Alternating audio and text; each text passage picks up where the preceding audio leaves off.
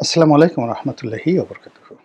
সম্মানিত দর্শক, নির্বাচনের তফসিল ঘোষণা হওয়ার পর ভোটের মাঠে এবং ভোটের ময়দানে যে বিষয়টি নিয়ে সবচেয়ে বেশি আলোচনা হয়েছে সেটি হলো আওয়ামী লীগ এই নির্বাচনে কী ভূমিকা পালন করবে।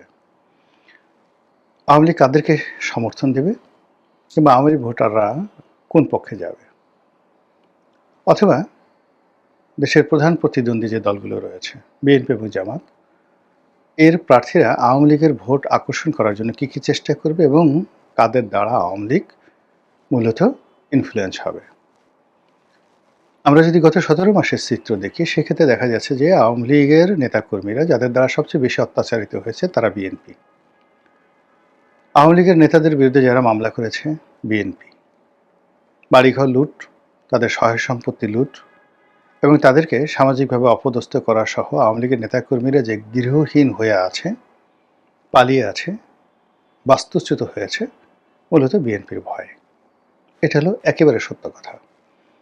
এখন এই অবস্থাতে বিএনপির লোক যদি আশা করে আওয়ামী লীগের ভোট তাদেরকে দিবে, আওয়ামী লীগের সঙ্গে তাদের একটা বন্ধুত্ব হবে, এটা শেখ হাসিনা দূরে বসে বা যারা দেশের বাইরে আছেন আওয়ামী লীগের নেতৃবৃন্দ, তারা এই যে বিএনপির যে তাপ চাপ মাঠে ঘাটে ময়দানে যা কিছু হচ্ছে এটা তারা টের পাচ্ছেন না।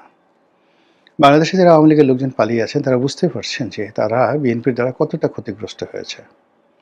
আওয়ামী লীগের যে সুবিধাভোগী শ্রেণীগুলো রয়েছে যারা গত ১৫ বছর ধরে বিভিন্ন মার্কেটের সভাপতি সেক্রেটারি হচ্ছিল, ফুটপাত দখল করে রাখছিল, প্রশাসনে দালালি করছিল, টেন্ডারবাজি থেকে শুরু করে বিভিন্ন রকম ব্যবসা বাণিজ্য করে এরকম লোকের সংখ্যা কম করে হলো ২০ থেকে ৩০ লাখ। এই যে ২০ থেকে ৩০ লাখ যারা কোনো কাজ করতো না, শুধু দালালি করত, চাঁদাবাজি করত, দল ক্ষমতা আছে এটা ব্যবহার করে তারা চলতো। এবং এটা যদি আপনি আস্তে আস্তে নিউক্লিয়াসের দিকে নিয়ে আসেন যে ২০ লাখ লোক ধরুন এভাবে দালালি করে চলতো। ২০ লাখের লোকের মধ্যে মেজর স্টেক হোল্ডার হয়তো ছিল ১ লাখ। যেমন একজন কন্ট্রাক্টর, সে 80% টাকা খেয়ে ফেলত আওয়ামী লীগের নেতা, আর তার আশেপাশে যারা দালাল, পিয়ন, ড্রাইভার সব মিলিয়ে ধরুন তাকে কেন্দ্র করে হয়তো ১০ জন, কোনো কোনো ক্ষেত্রে ২০ জন, কোনো কোনো ক্ষেত্রে ১,০০০ জন লোক, তারা এই বাকি 20% ভাগযোগ করে খেতে এবং মনে করতে এইভাবে তাদের জীবন যাবে। গত ১৭-১৮ মাসে এই তাদের সবগুলো সহায় সম্পত্তি, ব্যবসা বাণিজ্য বিএনপির যারা লোকজন তারা নিয়ে নিয়েছে। আর এই লোকগুলোর যে সহায় সম্পত্তি, স্ত্রী, পুত্র, সন্তান থেকে শুরু করে যা কিছু রয়েছে, স্মরণকালের সবচেয়ে ভয়াবহ অবস্থায় তারা রয়েছে। প্রত্যেকটা পরিবারে রীতিমতো বিষাদ, ভয়, আতঙ্ক এবং ইজ্জত হারানোর আশঙ্কা। স্বামী পালিয়ে গেছে, স্ত্রী রয়ে গেছে। স্বামী পালিয়ে গেছে বা পিতা পালিয়ে গেছে, তার যুবতী কন্যা, সুন্দরী কন্যা রয়ে গেছে ঘরের মধ্যে। সেই সুন্দরী কন্যার জীবন যৌবন সবই অন্যের করুণার উপর নির্ভর করছে এবং ইতিমধ্যে অনেকেই গনিমতের মাল হিসেবে ব্যবহৃত হয়ে গেছে।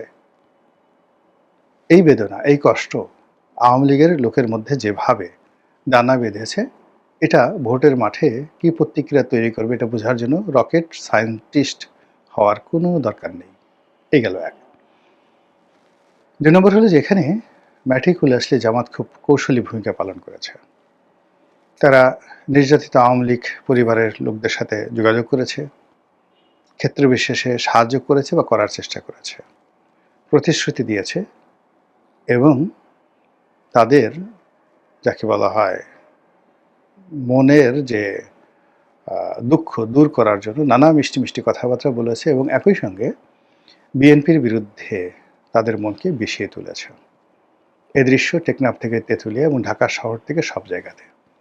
কাজেই আওয়ামী লীগের ভোট, এই ভোটের ময়দানে কীভাবে মুভ করবে আর মুভ করলে কোন দিকে মুভ করবে এটা আপনারা বুঝে নেন। দ্বিতীয় ঘটনা, আমরা যেটা জানি যে তারেক রহমান সাহেবের সঙ্গে ভারতের একটা ইতিবাচক সম্পর্ক হয়েছে এবং ভারতের গ্রিন সিগন্যাল পেয়ে তিনি বাংলাদেশে এসেছেন। এজন্য জামাত এবং অন্যান্য যারা বিএনপি বিরোধী শক্তি তাদের বক্তব্য হলো, তাহলে আর আওয়ামী লীগকে দোষ দিয়ে লাভ কী? যেই লাভ সেই কদু। আওয়ামী লীগও ভারতে দালালি করেছে, তারেক রহমান সাহেবও ভারতে দালালি করবেন এবং আমরা যে শেখ হাসিনাকে এত কষ্ট করে তাড়ালাম, তো তারেক রহমান সাহেবকে ক্ষমতা আনার সঙ্গে সঙ্গে যদি সেই শেখ হাসিনাকে আবার বাংলাদেশে তিনি এনে পুনর্বাসিত করেন, তাহলে আর রাজনীতি করে লাভটা কি? কিন্তু বাস্তবে কি সেটা সম্ভব? শেখ হাসিনা চাইলে কি তার ভোটাররা তারেক রহমান সাহেবকে ভোট দেবেন?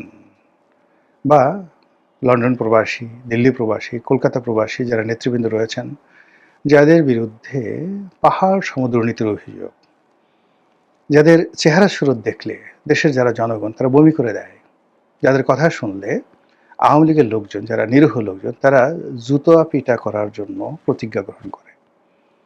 আওয়ামী লীগের অনেক নেতাকর্মী নিজেরা বলাবলি করছে জীবনে কিচ্ছু চায়নি আল্লাহ, অমুক তমুক, যারা আমাদের হক নষ্ট করে এখন বিদেশে গিয়ে পায়ের উপর পা তুলে থুতনি ঝুলাচ্ছে, মুখ ঝুলাচ্ছে, ঠোঁট ঝুলাচ্ছে।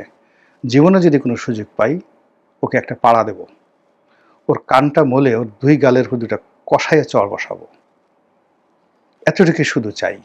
এইভাবে আওয়ামী লীগের যারা নেতাকর্মী, যারা বাংলাদেশে পালিয়ে বেড়াচ্ছেন, তারা এই পলাতক যে সমস্ত দেশের বাইরে দুর্নীতিবাজ লোকজন রয়েছেন, তাদের ব্যাপারে তাদের বক্তব্য এইরকম।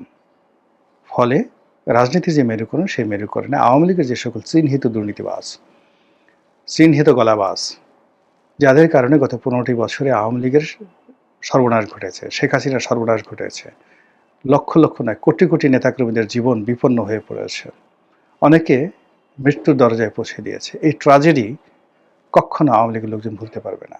75 15 আগস্টে যে দুর্ঘটনা জাতীয় জীবনে ঘটেছে, সেটা আওয়ামী লীগের মানুষজন, তখন ছোট অর্থনীতি ছিল, অতটা বুঝতে পারেনি। কিন্তু এবার যখন কারাগারে রমেশ বাবু মারা গেলেন, সাবেক মন্ত্রী রমেশ চন্দ্র শীল বোধ হয়, মির্জা ফখরুল ইসলাম সাহেবের ওই আসনে 5 বারের এমপি, কাকাবাবু ডাকতাম। মানুষ ওনার এলাকার লোকজন বলতে পারবেন, কিন্তু আমি তাকে আপাত মস্তকে একজন মিতব্যয়ী, সৎ, ওয়েল বিহেভড মানুষ হিসেবে দেখেছি। এই বৃদ্ধ মানুষটি যখন মন্ত্রণালয়ে বসতেন, যখনই তিনি দুপুরে মন্ত্রণালয়ের কোনো খাবার খেতেন না, চিড়ে এবং দই খেতেন, এবং তার নিজের হাতের বানানো চিড়া এবং দই এবং কলা, এই খাবারও তিনি দেশের বাইরে যখন বেড়াতে যেতেন, ওখানেও তিনি হোটেলে নিয়ে যেতেন। যখন তার কাছে যেতাম, প্রথমে বলতেন, বাবা আসো, বসো। সব কাজকর্ম বাদ দিয়ে, দরজা বন্ধ করে দিয়ে বিভিন্ন কথা বলতেন, যে রাজনীতির এত অধঃপতন কেন, মানুষ কেন দুর্নীতি করে, কেন খারাপ কাজ করে। তার প্রতিদ্বন্দ্বী, মানে ওখানে প্রতিমন্ত্রী যিনি ছিলেন মাহবুবুর রহমান, মারা গেছে, আল্লাহ মাফ করুক, দুনিয়ার দুর্নীতিবাদ ছিলেন। তিনি খুব প্রকাশ করতেন যে নেত্রী আমাকে মন্ত্রী বানিয়েছেন, বাবা আমি তো কাজ করতে পারছি না, এই অবস্থা। সেই মানুষটি দুর্নীতি করেননি, তাকে জেলে যেতে হয়েছে। কে তাকে জেলে নিল বলেন তো? কে তাকে জেলে নিল? আর জেলে নেওয়ার পর এই বৃদ্ধ মানুষটিকে, প্রায় 90 বছর বয়স্ক বৃদ্ধ মানুষটিকে হাত বেঁধে তারপরে হ্যান্ডকাপ পরিয়ে তাকে কারাগারে নেওয়া হলো, এবং সেই কারাগারে তিনি মারা গেলেন। এই বেদনা আওয়ামী লীগের যারা লোকজন আছে, তারা কিভাবে পোষাবেন? এ দায় এনসিপি তো তাকে জেলে নেয়নি, জামাত তো তাকে জেলে নেয়নি, জেলে কারা নিল বলেন? কি কারণে তাকে জেলে যেতে হলো? ওই যে দেখেন, সাবির হোসেন চৌধুরীর মতো একজন সৎ মানুষ, রফিকুল ইসলাম, বীর বিক্রম, মেজর রফিক, গিয়ে দেখেন তো চাঁদপুরে এতবার 6-7 বার এমপি হয়েছেন, কোনো দুর্নীতি করেছেন কিনা? কেন এই যে ইঞ্জিনিয়ার মোশাররফ সাহেব, সাবেক পূর্তমন্ত্রী ছিলেন, বৃদ্ধ বয়সে কি অসহায় অবস্থায় তাকে সেই জেলখানাতে থাকতে হয়েছে, কোনো মতে প্রাণ নিয়ে তিনি বেঁচেছেন, হয়তো বাঁচবেন না। এরপর আপনি চিন্তা করেন কামাল আহমেদ মজুমদার, বয়স্ক মানুষ, আপনি কামাল আহমেদ মজুমদার কি দুর্নীতি করেছেন বলেন তো? ইনি তো মানে একমাত্র সাভারেই তো তার কয়েক হাজার বিঘা জমি আছে, হাজার হাজার কোটি টাকার মালিক হয়ে সেই 80-র দশকে বাংলাদেশের সবচেয়ে বড় গার্মেন্টস কোম্পানির মালিক, সেই কামাল মজুমদার কি করেছেন বলেন তো? What he has done? কেন তাকে এইভাবে জেলে থাকতে হচ্ছে? এইভাবে আসলে মানে আওয়ামী লীগের যে সকল লোকজন 2 হাতে টাকা কামিয়েছে, মানুষকে ডিস্টার্ব করেছে, যাদের কথায় মানুষ বিরক্ত হয়েছে, তাদের তো একটা পশমও কেউ স্পর্শ করতে পারেনি। তারা তো সেই ঢাকা এয়ারপোর্ট দিয়ে বিমানে চলে গেছে, তারা সীমান্ত পাড়ি দিয়ে বিদেশে চলে গেছে। আর যে সমস্ত মানুষ সৎ, অনেস্টি, ওই যে মিস্টার মান্নান, আব্দুল মান্নান, পরিকল্পনা মন্ত্রী ছিলেন, তাকেও তো জেলে যেতে হয়েছে। তো এই যে অবস্থা, সেই অবস্থার কারণে যা চলছে বাংলাদেশে, আওয়ামী লীগের হৃদয়ের মধ্যে, মনের মধ্যে যাকে বলা হয় রীতিমতো টগবগে যে ক্ষোভ বিক্ষোভ চলছে, সেই বিক্ষোভের কারণে আওয়ামী লীগের যারা ভোটার আছে তারা কাকে ভোট দিবেন, কিভাবে দিবেন, কবে দিবেন, এ কথা নিয়ে আমরা যতই আলাপ আলোচনা করছি না কেন, আওয়ামী লীগের বেদনা কিন্তু দূর হচ্ছে না। আমার বিশ্বাস, যদি আওয়ামী লীগের কোনো রকম সামর্থ্য থাকে, শক্তি থাকে, তাহলে তারা এই ভোট কেন্দ্রে প্রাণান্ত চেষ্টা করবে না যাওয়ার জন্য। আর অন্যদিকে সজীব ওয়াজেদ জয়, শেখ হাসিনা, দলের যারা শীর্ষ নেতৃবৃন্দ দীর্ঘদিন ধরে তারা প্রচার চালাচ্ছে যে no vote, no vote, no vote, মানে যেখানে নৌকা প্রতীকী নেই সেখানে আমরা কি ভোট দিতে যাব, ভোট দেব না। এবং তিনি আহ্বান জানিয়েছেন ভোট বর্জনের। তো এই যে বেদনা, এই যে কষ্ট, তার সঙ্গে সঙ্গে এই যে ভোট বর্জনের যে আহ্বান সজীব ওয়াজেদ জয়ের, এটা কিভাবে ক্রিয়া করে, প্রতিক্রিয়া করে এবং ভোটের দিন কি দৃশ্য তৈরি করে, সেটাই এখন দেখার বিষয়। মহান আল্লাহ আমাদের সবাইকে হেদায়েত দান করুন এবং হেফাজত করুন। আসসালামু আলাইকুম ওয়া রাহমাতুল্লাহি ওয়া বারাকাতুহু।